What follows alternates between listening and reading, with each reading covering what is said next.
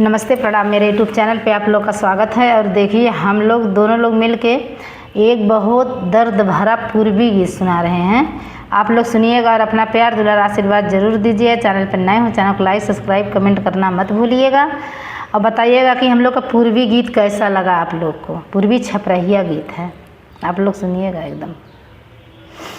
चलो कि चुनरी लसारी देलो पिया के बिसारी दिहलो, चुनरी लसारी दिहलो पिया के बिसारी दिहलो। अरे सखिया रे देगा जवाब सलम घर जाइब हो राम। अरे सखिया रे देवो का जवाब बलम घर जाइब हो राम। कि माया में भरोइल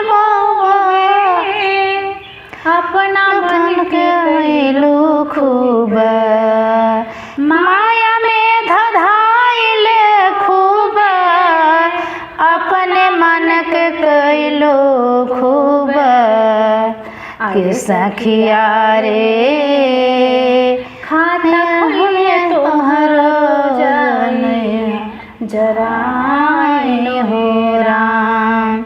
सखिया रे खाता खुलिए तोहरो जराइन हो राम। कि चुनरी लसारी लेलो पिया के सारी दिहलो, चुनरी न साड़ी दिहलो पिया के बिसारी दिहलो। अरे सखिया रे कैसे के पिया घर जाइब हो राम। सखिया रे देवता बलम कर जवाब हो राम।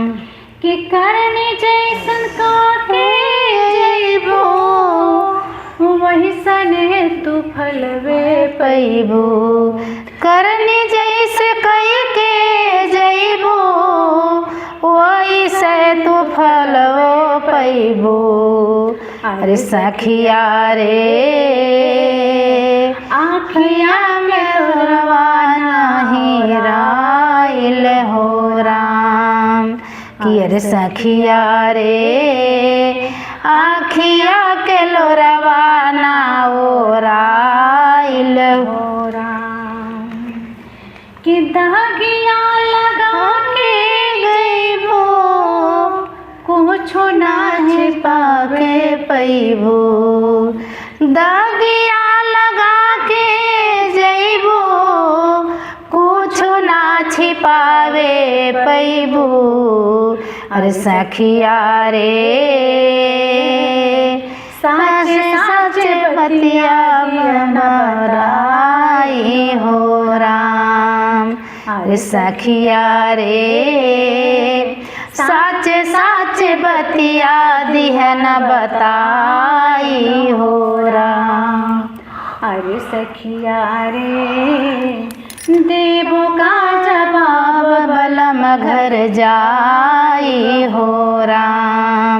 अरे सखिया हो देवो का जवाब बलम घर जाइब हो राम। कैसा लगा गाना आप लोग सुनिएगा, सुन के लाइक सब्सक्राइब कमेंट जरूर।